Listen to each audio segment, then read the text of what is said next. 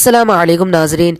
इस किस्त के आगाज़ में एक जंगल का मंजर सामने आता है जहां गुंदूस को अर्तुरुल साहब का एक निशान मिल गया था। इतने में गुंदोक्तो और बमसी वगैरह भी वहां आ जाते हैं। गुंदूस कहता है ये मेरे बाबा के लिबास का टुकड़ा है। गुंदोक्तो उसे देखकर कहता है तुम सही कह रहे हो गुंदूस, लेकिन ये भी हो सकता है कि ये किसी ने जानबूझकर यहाँ रखा हो ताकि हमें किसी जाल की तरफ मोड़ सके। दूसरी तरफ गार में अरीक बुका और अलबास्ती सो रहे थे, जबकि अर्तुरुल सरदार के जहन में वो ख्याल आ रहे थे जहाँ पर उनके साथियों को शहीद और जख्मी किया जा रहा था। इसके बाद अर्तुरुल सरदार बहुत गमगीन हो जाते हैं और फिर अपने खुदा से फरियाद करते हैं, या खुदा हमें जालिमों के आगे कभी झुकने मत देना। जब तक तेरी मर्जी नहीं होती तब तक जिस्म से रूह नहीं निकल सकती। मुझे मौत की जर्रा बराबर भी परवाह नहीं है, लेकिन मुझे मेरे शहीदों का इंतकाम लेना नसीब फरमा। दूसरी तरफ अब्दुर्रहमान दोबारा इलबिलगे के खेमे में पहुंचता है। इलबिलगे पूछती है क्या घोड़े तैयार हैं? अब्दुर्रहमान कहता है बिल्कुल तैयार हैं इलबिलगे खातून, हम निकलने के लिए तैयार हैं। इलबिलगे कहती है मैं भी आपके साथ चलूंगी। अब्दुर्रहमान उसे बहुत रोकने की कोशिश करता है, लेकिन इलबिलगे कहती है अर्तुरुल सरदार ने हमारे लिए बहुत कुछ किया है, मैं उनके खातिर अपने जान देने के लिए भी तैयार हूँ। अब्दुर्रहमान कहता है बहुत बहुत शुक्रिया इलबिलगे खातून, तो चलिए अब जल्दी से तैयार हो जाएं। ये कहकर अब्दुर्रहमान बाहर निकल जाता है। फिर इलबिलगे अपने हथियार संभालने लगती है। इतने में सिरमा अंदर आती है और पूछती है बाहर सिपाही अपने घोड़े लिए तैयार खड़े हैं, वो सब कहाँ जा रहे हैं बाजी? इलबिलगे कहती है वो सब अर्तुरुल सरदार को ढूंढने जा रहे हैं और मैं भी उनके साथ जा रही हूँ। सिरमा कहती है ठीक है बाजी, आप उनके साथ जाएं, मैं कबीले का ध्यान रखूंगी। इसके बाद अगला दिन शुरू हो जाता है। अरीक बुका बेबुलाद से कह रहा था रास्ते में ध्यान रखना, वो अर्तुरुल को हर तरफ तलाश कर रहे होंगे, अगर ये जिंदा ना रहा तो तुम भी जिंदा नहीं रहोगे अलबास्ती। अलबास्ती कहता है तुम फिक्र मत करो, इसे कोई परिंदा भी नहीं देख सकेगा, तुम जाकर गुंदोक्तो को काबू करो। ये कहकर वो अर्तुरुल सरदार को लेकर चलने लगता है।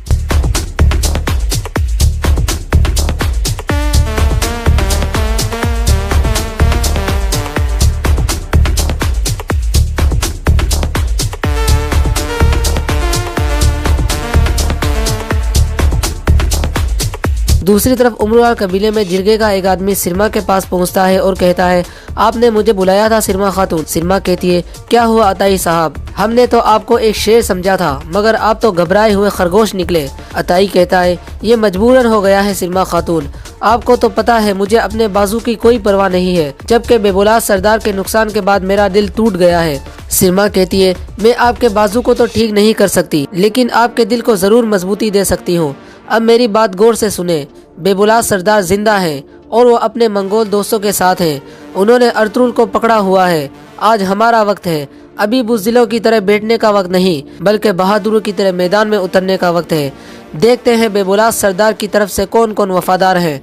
अब जिरगे के आदमियों को इकट्ठा करें, हम एक ऐसी चाल चलेंगे जिससे कि हमारे दुश्मन जान जाएंगे कि हम उनकी खुदी हुई कब्रों में दोबारा वापस नहीं आते। ये सुनकर अताई बाहर निकल जाता है। इसी दौरान इलबिलगे और अब्दुर्रहमान अपने सिपाहियों के साथ जंगल में पहुंच चुके थे ताकि अर्तुरुल सरदार को तलाश किया जा सके। दूसरी तरफ बेबुलाद का काफिला एक जगह रुका हुआ था और अर्तुरुल सरदार को एक दरख्त के पास बिठा दिया गया था।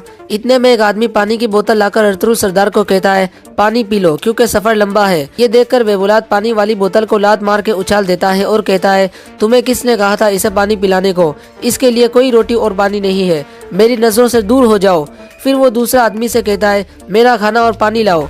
फिर बेबुलाद अर्तुरुल सरदार को कहता है मुझे इस दिन का कब से इंतजार था कि मैं तुम्हें अजियत देकर खूब परेशान करूं अर्तुरुल। इसके बाद वो अर्तुरुल सरदार के सामने बैठ जाता है और एक आदमी उसके सामने खाना रख देता है।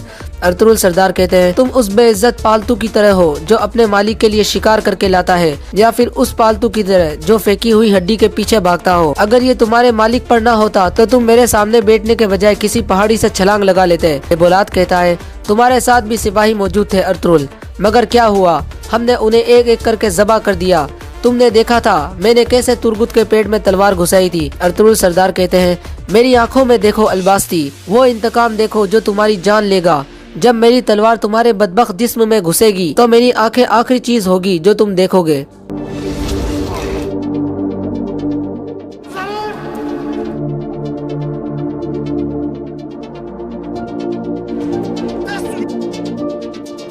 मैं ये शैतानी आंखें निकाले बगैर अपनी जान नहीं दूंगा।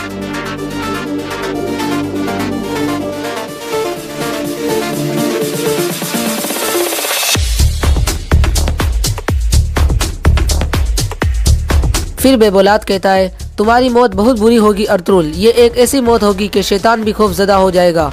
दूसरी तरफ गुंदोक्तो और वंशी के सिपाही आगे बढ़ रहे थे और निशानों के पीछे जा रहे थे। दूसरी जानिब काई कबीले में तुर्गुत होश में आ जाता है। ये देखकर अर्तुग भाई बहुत खुश हो जाते हैं।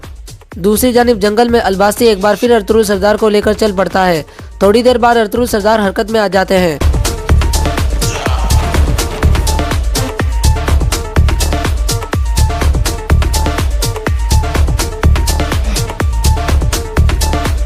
फिर अर्तुगरुल सरदार कहते हैं, जब तक मुझ में जान बाकी है मैं हार नहीं मानूंगा। अलबास्ती अपने आदमियों को कहता है, इसे फौरन पकड़ लो।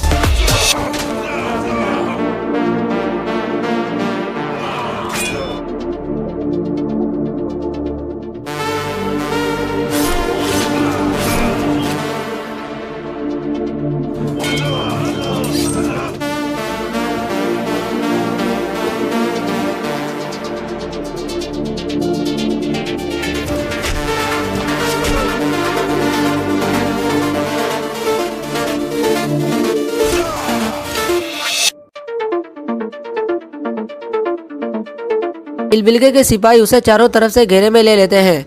इलबिल्गे अर्तुगरुल सरदार के हाथ खोल देती है।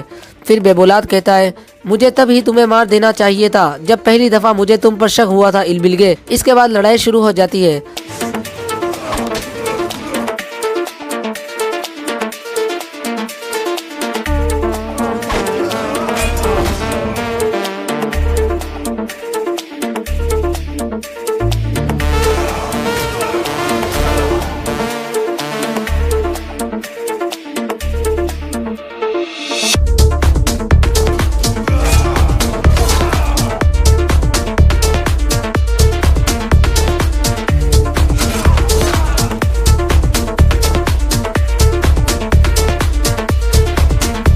अलबास्ती कहता है, हमारी आखिरी नस्ल का मर्द में था इलबिल्गे, हमारी सरदारी का खात्मा हो गया है।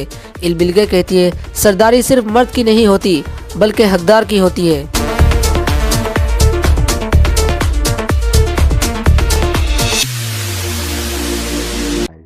हुक्मरानों से जहां हमारे लोग अपनी जड़ें मजबूत कर सकेंगे, वो बाज़ंतीन की सरहद है।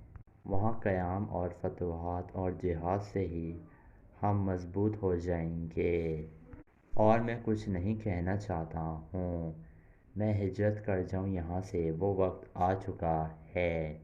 जिन्हें मुझ पर यकीन है, जो अपने दिलों में ईमान रख कर मेरे साथ चलना चाहते हैं, वो बाखुशी मेरे साथ आ सकते हैं। अल्लाह हमारी रफ्तार को तेज़ करे। ये कहकर अर्तुगरुल साहब खड़े हो जाते हैं और कहते हैं, मुझे इजाज़त दीजिए। ये कहकर अर्तुगरुल साहब बाहर निकल जाते हैं और बुआ सिपाही मुस्कुराने लगता है और कुंदोक तो बहुत परेशान था।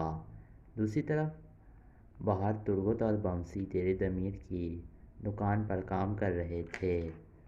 इसी दौरान अर्तुगरुल साहब अपने घोड़े पर सवार होकर तेज़ी से रवाना हो जाते हैं।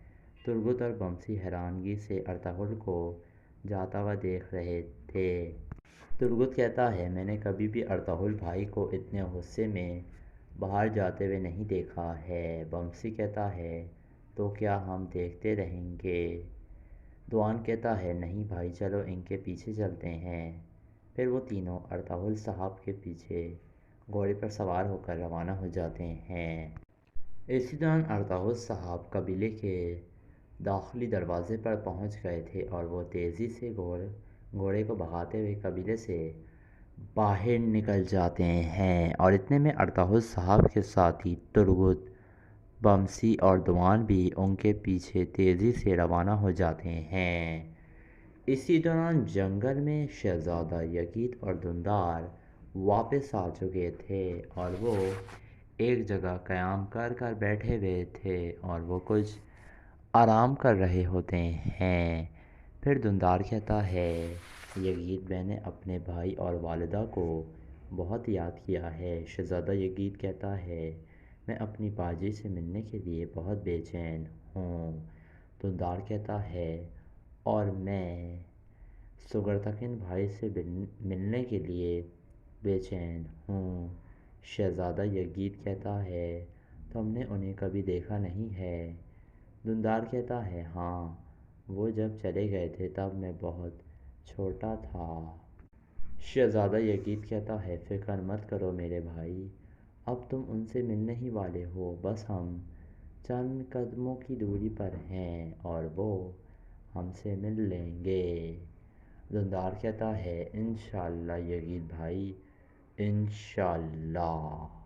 اسی دوران کچھ قریب بھی منگول بھی آ جاتے ہیں اور وہ چھپ کر شہزادہ یزید اور دندار کو دیکھنے لگتے ہیں، کیونکہ ان کا منصوبہ یہ تھا کہ وہ دندار اور شہزادہ یزید کو اغوا کر لے جائیں گے۔ پھر ایک سپاہی، منگول سپاہی دوسرے سپاہی کو کہتا ہے جا کر نویان کو بتاؤ کہ بچے آ گئے ہیں۔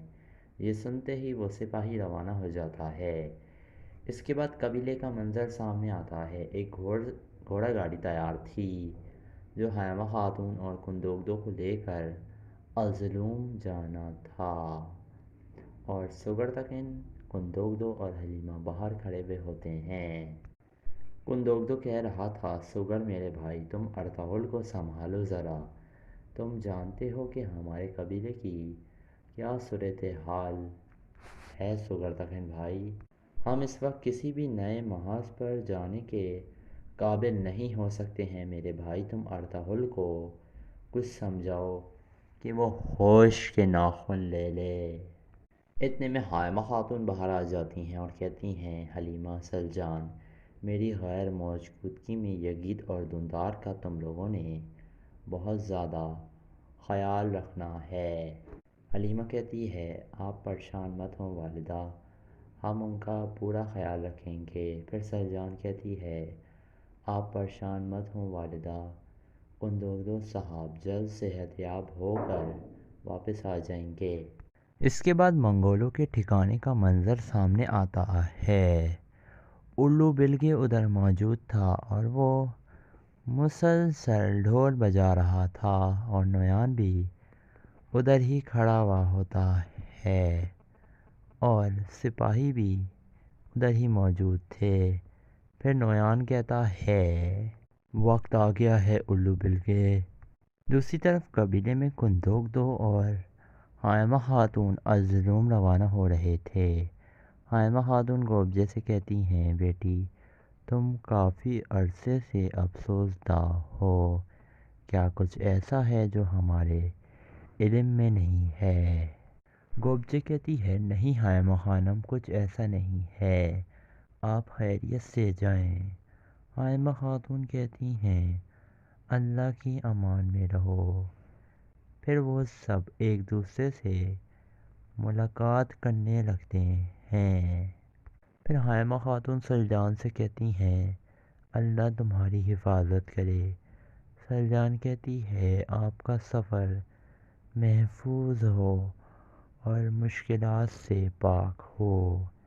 پھر سگرتکن حائمہ خاتون کا ہاتھ چومتا ہے اور کہتا ہے والدہ فی امان اللہ، اللہ آپ کو اپنے حفظ و امان میں رکھے۔ حائمہ خاتون کہتی ہیں بہت شکریہ بیٹا۔ پھر کندوگدو سلجان سے کہتی ہے اللہ آپ کو جلد صحت یاب کرے صاحب۔ پھر کندوگدو اور سلجان آگے بڑھ جاتے ہیں۔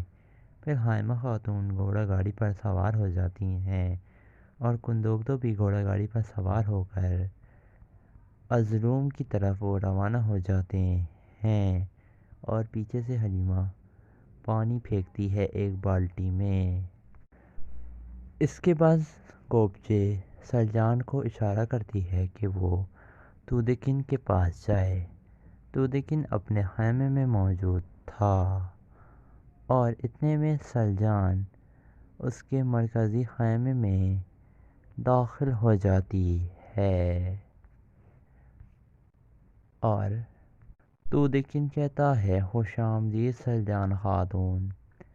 سلجان کہتی ہے بہت شکریہ تودکن صاحب۔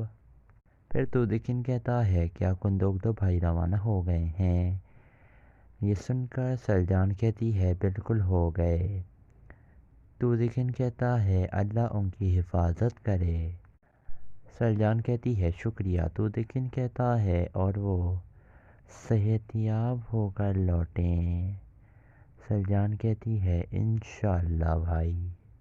پھر تو دکن کہتا ہے خیریت ہے، آپ کو کوئی بات کرنی تھی؟ سلجان کہتی ہے میں گوبچے کے بارے میں بات کرنے کے لیے آئی ہوں، کافی عرصے سے وہ افسردہ ہے، کافی عرصے سے ایسا لگ رہا ہے کہ وہ کھو گئی ہے، نہ کچھ کھاتی ہے نہ کچھ پیتی ہے۔ وہ آپ کی بیوی ہے، اگر آپ اجازت نہیں دیں گے تو میں کچھ نہیں بولوں گی، لیکن میں اپنی بہن کو اس حالت میں نہیں دیکھ سکتی ہوں بھائی۔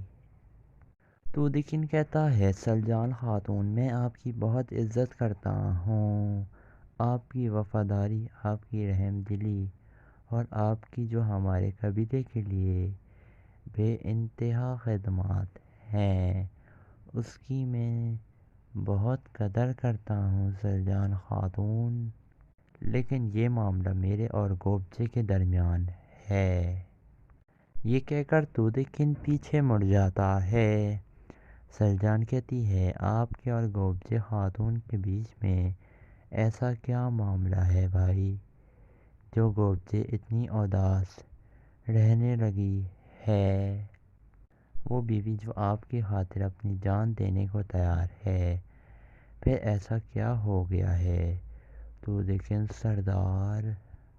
تو دکن کہتا ہے برائے مہربانی مجھے مجبور مت کریں، آپ کا بھی دل دکھے گا۔ سلجان کہتی ہے اور جو میری بہن کا دل دکھ رہا ہے وہ اس بارے میں آپ کیا کہیں گے؟ تو دکن غصے سے کہتا ہے سلجان خاتون۔ سلجان کہتی ہے آپ میرا دل توڑ بھی دیں گے تو بھی مجھے کوئی افسوس نہیں ہوگا، لیکن اگر گوبچے کا دل ٹوٹے گا تو مجھے افسوس ہوگا۔ میں جانتی ہوں اگر آپ اس سے محبت نہ کرتے تو آپ کبھی بھی اسے اپنے اوطاق میں مت لاتے۔ ایسا مت کیجیے، کب تک ایک دوسرے سے جدا رہ کر آپ لوگ خود کو آپ سزا دے رہے ہیں۔ تو دکن سردار۔ پھر سلجان کہتی ہے آپ رحم کھائیے میری بہن پر۔ تو دکن کہتا ہے اس نے مجھ سے جھوٹ بولا، وہ ارطغرل کو پسند کرتی تھی، یہی سننا چاہتی تھی نا آپ؟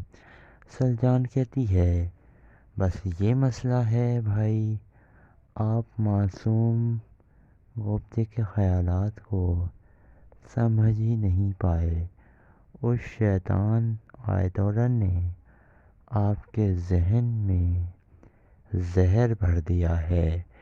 تو دکن سردار، زہر بھر دیا ہے اور آپ کو کچھ سمجھ ہی نہیں آ رہا ہے۔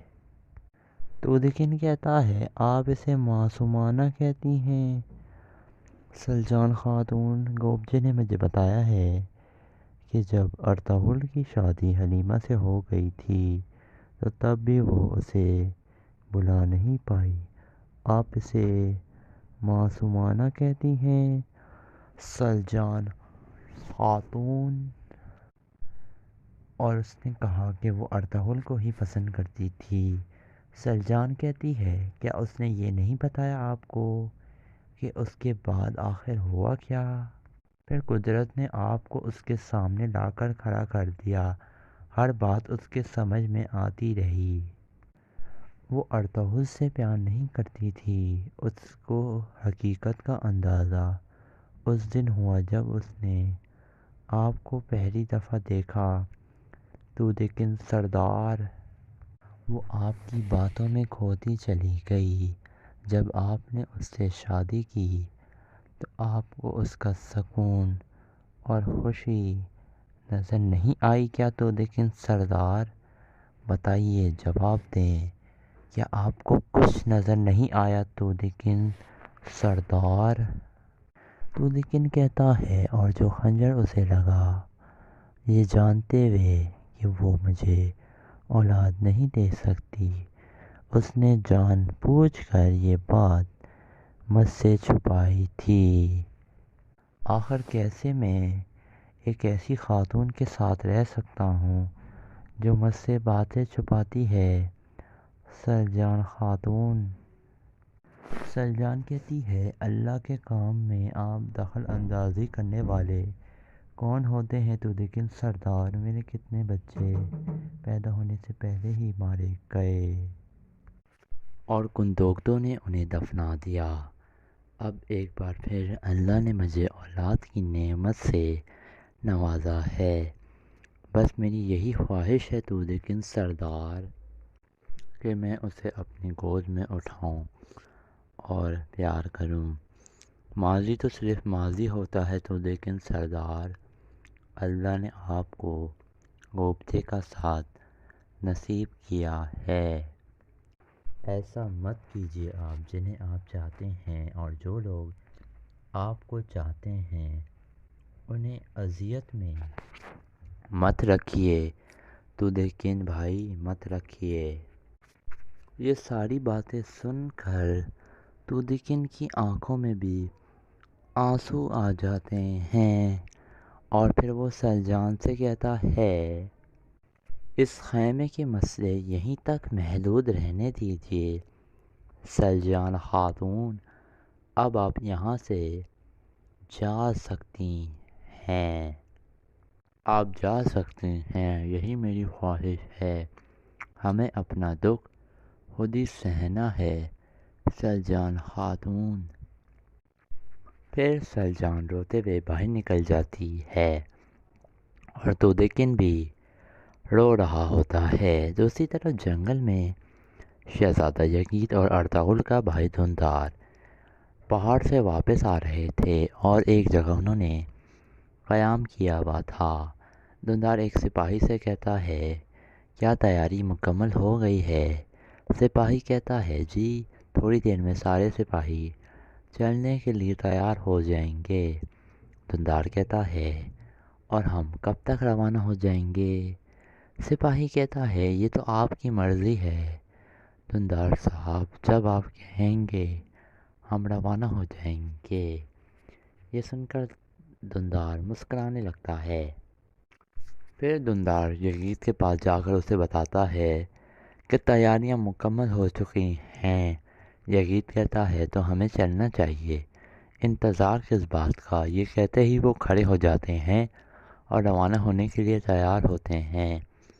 اتنے میں چاروں طرف سے منگول آ جاتے ہیں اور چاروں طرف سے انہیں گھیر لیتے ہیں، اور کائی قبیلے کے سپاہی بھی اپنی تلواریں نکال لیتے ہیں، اور منگول تعداد میں بہت زیادہ ہوتے ہیں۔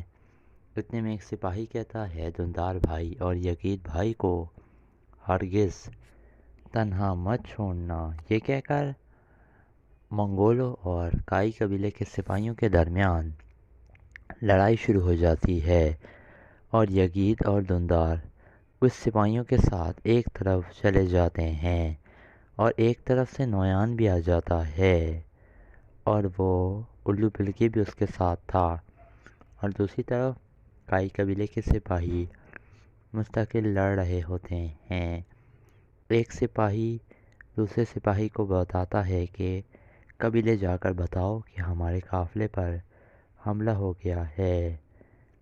یہ سن کر ایک سپاہی جانے لگتا ہے تو ایک سپاہی منگول سپاہی اسے تیر مار کر زخمی کر دیتا ہے، لیکن وہ سپاہی پھر بھی گھوڑے پر سوار ہو کر قبیلے کی طرف روانہ ہو جاتا ہے، اور نویان بھی وہاں پہنچ گیا تھا، اور وہ کئی قبیلے کے سپاہیوں سے لڑنے لگتا ہے اور انہیں ایک ایک کر کر نیچے گرا رہا ہوتا ہے۔ کائی قبیلے کے سپاہی کافی زیادہ حیران ہو گئے تھے، اور نویان ایک اور سپاہی کو تلوار کا وار کر کر نیچے گرا دیتا ہے، اور نویان کا ڈی جے الو بل کے مسلسل ڈھول بجا رہا تھا، اور وہ لڑائی سے بہت زیادہ لطف اندوز ہو رہا ہوتا ہے، اور مستقل وہ ڈھول بجا رہا ہوتا ہے۔ اتنے میں نویان ایک اور سپاہی کو وار کر کر زمین پر گرا دیتا ہے۔ تھوڑی دیر بعد نویان ایک اور سپاہی کو 3-4 تلوار کے وار کر کر قابو کر لیتا ہے اور اپنی دونوں تلواریں اس کی گردن پر رکھ دیتا ہے، اور الو بلگے یہ دیکھ کر زور سے ڈھول بجانے لگتا ہے، اور نویان کے سپاہی بھی بہت پرجوش تھے۔ پھر نویان تلوار کا وار کر کر اس سپاہی کو بھی نیچے گرا دیتا ہے۔ پھر نویان کہتا ہے پکڑو انہیں، یہ کہہ کر وہ سب دھندار اور شہزادہ یزید کے پیچھے بھاگنے لگتے ہیں، اور وہ تعداد میں بہت زیادہ ہوتے ہیں، اور انہوں نے تقریباً سارے ہی کائی قبیلے کے سپاہیوں کو مار دیا تھا، اور دوسری طرف یزید اور دھندار بھاگ رہے ہوتے ہیں، اور وہ کہہ رہے ہوتے ہیں ہم بھاگ کیوں رہے ہیں، آخر ہم ان سے لڑتے کیوں نہیں ہیں؟ سپاہی کہتے ہیں یہ ممکن نہیں ہے بھائی، وہ تعداد میں بہت زیادہ ہیں، وہ ہمیں منٹوں میں ہی ختم کر دیں گے، آپ کو بحفاظت قبیلے تک پہنچانا ہماری ذمہ داری ہے دھندار بھائی۔ اتنے میں ایک سپاہی کہتا ہے آپ قبیلے کی طرف نکل جائیے، ہم ان سے نمٹ لیں گے۔ یہ سنتے ہی یزید 2 سپاہیوں کے ساتھ اور دھندار بھاگنے لگتے ہیں، اور باقی 2 سپاہی منگولوں کے سامنے تیر کمان تان کر کھڑے ہو جاتے ہیں، لیکن منگول بھی تعداد میں بہت زیادہ تھے۔ کچھ منگولوں کو کائی قبیلے کے سپاہی تیر مار کر زمین پر گرانے میں کامیاب ہو جاتے ہیں، لیکن وہ سامنے آ جاتے ہیں، پھر انہیں تلواریں نکالنی ہی پڑتی ہیں، اور وہ منگول ان کے اوپر حملہ کر دیتے ہیں۔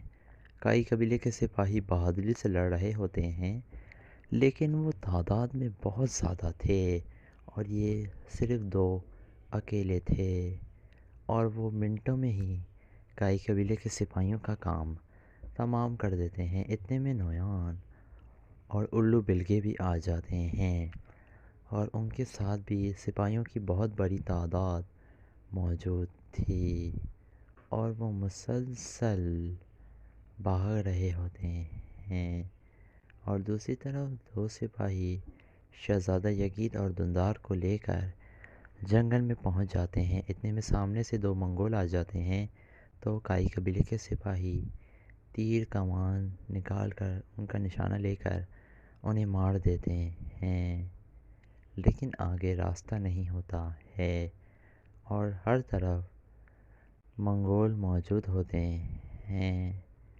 اور وہ سوچ رہے ہوتے ہیں ہم جائیں تو جائیں کدھر۔ پھر وہ اپنی تلواریں نکال کر کھڑے ہو جاتے ہیں۔ اتنے میں ایک تیر آتا ہے، ایک کائی قبیلے کے سپاہی کے لگتا ہے، وہ نیچے گر جاتا ہے۔ وہ حیران ہوتے ہیں کہ یہ تیر آیا کہاں سے، منگول سپاہی نظر کیوں نہیں آ رہے ہیں۔ اتنے میں ایک اور تیر آتا ہے، اور وہ دوسرے سپاہی کے لگ جاتا ہے، اور وہ بھی نیچے گر جاتا ہے۔ یزید اور دھندار بالکل اکیلے رہ جاتے ہیں، اور وہ اپنی تلواریں نکال لیتے ہیں اور ادھر ادھر دیکھنے لگتے ہیں، اور وہ کافی زیادہ پریشان ہو گئے تھے۔ اتنے میں انہیں نویان کی آواز آتی ہے جو کہہ رہا تھا تم لوگ نویان سے لڑ نہیں سکتے ہو، ہتھیار ڈال دو اپنے۔ دھندار کہتا ہے ہمیں ان سے لڑنا ہوگا یزید، اگر ہم نے ہتھیار ڈال دیے تو ہم مارے جائیں گے۔ یزید کہتا ہے ہتھیار ڈالنے کا تو سوال ہی پیدا نہیں ہوتا ہے دھندار بھائی۔ اتنے میں سامنے سے نویان نکل کر آ جاتا ہے، اور نویان پھر کہتا ہے ہتھیار ڈال دو، تم لوگ نویان کا مقابلہ نہیں کر سکتے ہو۔ پھر یزید اور دندار کافی زیادہ پریشان ہو جاتے ہیں۔ اتنے میں بہت سارے منگول سپاہی نکل کر آ جاتے ہیں اور انہیں چاروں طرف سے گھیر لیتے ہیں، اور یزید اور دندار کے پاس وہاں سے بھاگنے کے کوئی راستے نظر نہیں آ رہے ہوتے ہیں انہیں، کیونکہ وہ بری طریقے سے نویان نے انہیں اپنے جال میں پھنسا لیا تھا، اور نویان کا یہی منصوبہ تھا کہ وہ دندار اور یزید کو اپنے ساتھ لے کر جائے گا، کیونکہ سعد الدین نے اسے ایسا کرنے کے لیے کہا تھا، کیونکہ سعد الدین چاہتا تھا کہ وہ شہزادہ یزید کو سلطان بننے کی پیشکش کرے گا اور پھر وہ ارطغرل کے خلاف کر دے گا علیمہ سلطان اور اس کے بھائی کو۔ اس لیے یہ سب نویان اس کے حکم پر کر رہا ہوتا ہے، سعد الدین کوپیک کے۔ اسی دوران ارطغرل صاحب بھی جنگل میں پہنچ گئے تھے اور وہ ارد گرد کا جائزہ لے رہے ہوتے ہیں۔ اتنے میں انہیں سامنے سے ایک زخمی سپاہی گھوڑے پر آتا ہوا نظر آتا ہے۔ ارطغرل صاحب اسے دیکھ کر حیران ہو جاتے ہیں اور سمجھ جاتے ہیں کہ کچھ ہوا ہے۔ پھر ارطغرل صاحب بھاگ کر اپنے گھوڑے سے نیچے اترتے ہیں اور تیزی سے اس کے پاس جاتے ہیں اور اسے گھوڑے سے نیچے اتار لیتے ہیں۔ ارطغرل صاحب اس سے پوچھتے ہیں، کیا ہوا ہے بھائی؟ پھر ارطغرل اس کے کندھے پر جو تیر لگا ہوا تھا وہ نکال کر توڑ کر پھینک دیتا ہے۔ پھر ارطغرل صاحب پوچھتے ہیں، کیا ہوا ہے تمہیں بہادر؟ یہ سن کر سپاہی کہتا ہے، ارطغرل بھائی مدد کریں، یزید اور دندار کی زندگی خطرے میں ہے بھائی، وہ نیچے ڈھلان کی طرف ہیں۔ ارطغرل صاحب پوچھتے ہیں، بتاؤ حملہ کس نے کیا تھا؟ یہ سن کر سپاہی بڑی مشکل سے بولتا ہے، نویان۔ یہ کہتے ہی وہ سپاہی شہید ہو جاتا ہے اور ارطغرل صاحب بہت زیادہ غصے میں آ جاتے ہیں، اور پھر ارطغرل اس کی آنکھیں بند کر دیتا ہے اور پھر تیزی سے نیچے کی طرف جانے لگتا ہے، کیونکہ سپاہی نے بتایا تھا کہ وہ نیچے کی طرف ہیں۔ دوسری طرف نویان کہہ رہا تھا، اپنی تلواریں پھینک دو، میری تم لوگوں سے کوئی دشمنی نہیں ہے، ویسے بھی بچوں سے دشمنی رکھنے کا کوئی فائدہ نہیں ہے، اور میری بھی تم لوگوں سے کوئی دشمنی نہیں ہے، میری دشمنی تو ارطغرل سے ہے، تم دونوں اپنی تلواریں پھینک دو۔ لیکن یزید اور دندار اپنی تلواریں پھینکنے پر تیار نہیں ہوتے ہیں۔ یہ دیکھ کر نویان بہت زیادہ غصے میں آ گیا تھا اور وہ اپنی دونوں تلواریں زمین میں گاڑ دیتا ہے۔ اتنے میں دندار بڑا بہادر بن کر نویان کے اوپر حملہ کر دیتا ہے، لیکن نویان 2-3 وار کر کر اسے زمین پر پھینکتا ہے اور وہ بے ہوش ہو جاتا ہے۔ پھر یزید بھی نویان پر حملہ کرتا ہے تو نویان اسے بھی ٹکر مار کر بے ہوش کر دیتا ہے، اس طرح وہ دونوں بے ہوش ہو جاتے ہیں۔ پھر نویان اپنے سپاہیوں کو کہتا ہے، لے چلو انہیں۔ یہ سن کر سپاہی اسے پکڑنے کے لیے آگے بڑھتے ہیں۔ اتنے میں ارطغرل صاحب آ جاتے ہیں اور کہتے ہیں، نویان غور سے ارطغرل صاحب کو دیکھنے لگتا ہے۔ نویان ارطغرل صاحب کو دیکھ کر خوش ہو جاتا ہے اور کہتا ہے، اعلیٰ۔ ارطغرل صاحب بہت غصے میں تھے۔ نویان ارطغرل کو دیکھ کر مسکرا رہا ہوتا ہے، کیونکہ اس نے ارطغرل کے بھائی اور سالے کو اغوا کر لیا تھا۔ تو کائی قبیلے کے سپاہی تیر کمان نکال کر ان کا نشانہ لے کر انہیں مار دیتے ہیں، لیکن آگے راستہ نہیں ہوتا ہے اور ہر طرف منگول موجود ہوتے ہیں اور وہ سوچ رہے ہوتے ہیں ہم جائیں تو جائیں کدھر۔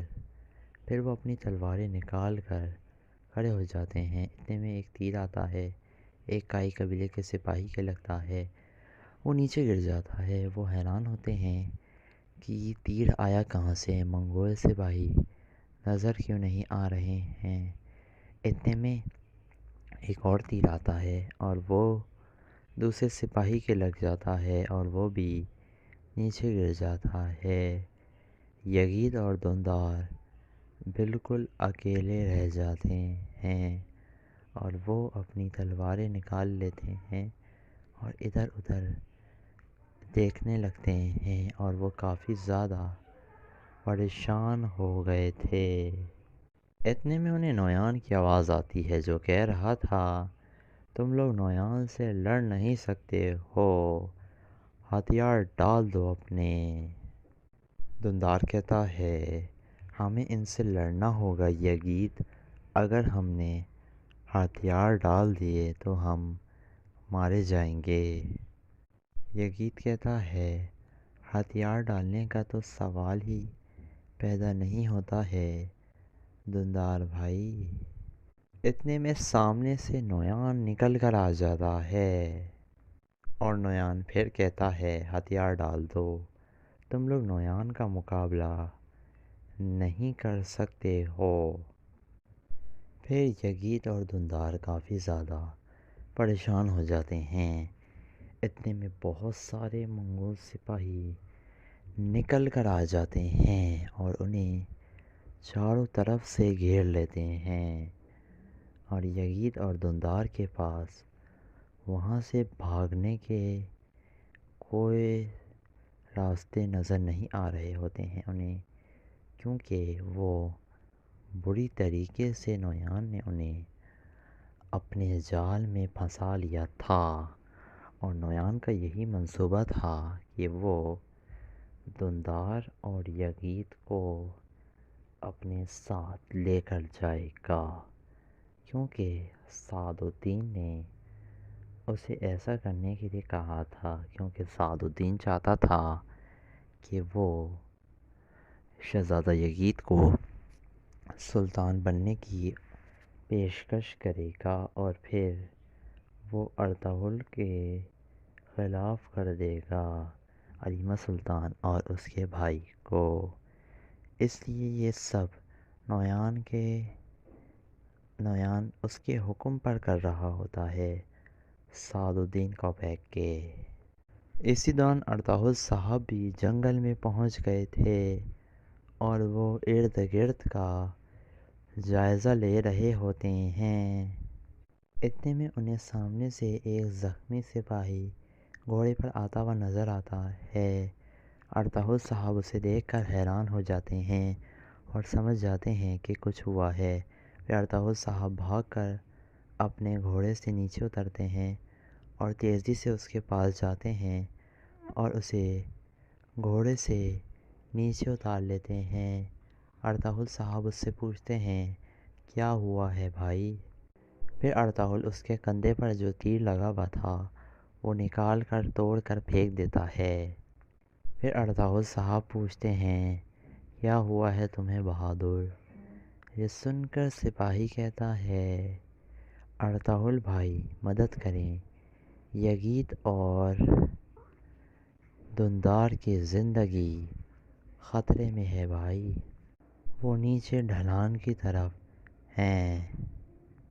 ارطغرل صاحب پوچھتے ہیں بتاؤ حملہ کس نے کیا تھا؟ یہ سن کر سپاہی بڑی مشکل سے بولتا ہے نویان۔ یہ کہتے ہی وہ سپاہی شہید ہو جاتا ہے اور ارطغرل صاحب بہت زیادہ غصے میں آ جاتے ہیں اور پھر ارطغرل اس کی آنکھیں بند کر دیتا ہے اور پھر تیزی سے نیچے کی طرف جانے لگتا ہے، کیونکہ سپاہی نے بتایا تھا کہ وہ نیچے کی طرف ہیں۔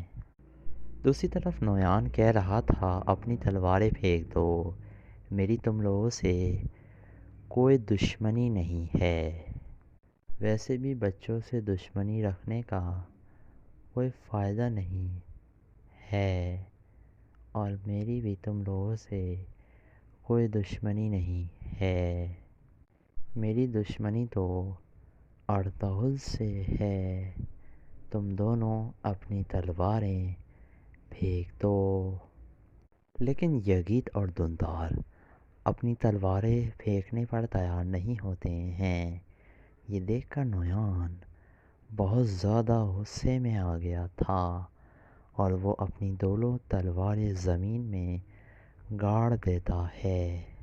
اتنے میں دھندار بڑا بہادر بن کر نویان کے اوپر حملہ کر دیتا ہے، لیکن نویان 2-3 وار کر کر اسے زمین پر پھینکتا ہے اور وہ بے ہوش ہو جاتا ہے۔ پھر یگید بھی نویان پر حملہ کرتا ہے تو نویان اسے بھی ٹکر مار کر بے ہوش کر دیتا ہے۔ اس طرح وہ دونوں بے ہوش ہو جاتے ہیں۔ پھر نویان اپنے سپاہیوں کو کہتا ہے، لے چلو انہیں۔ یہ سن کر سپاہی اسے پکڑنے کے لیے آگے بڑھتے ہیں۔ اتنے میں ارطغرل صاحب آ جاتے ہیں اور کہتے ہیں نویان غور سے ارطغرل صاحب کو دیکھنے لگتا ہے۔ نویان ارطغرل صاحب کو دیکھ کر خوش ہو جاتا ہے اور کہتا ہے، اعلیٰ۔ ارطغرل صاحب بہت غصے میں تھے۔ نویان ارطغرل کو دیکھ کر مسکرا رہا ہوتا ہے، کیونکہ اس نے ارطغرل کے بھائی اور سالے کو اغوا کر لیا تھا۔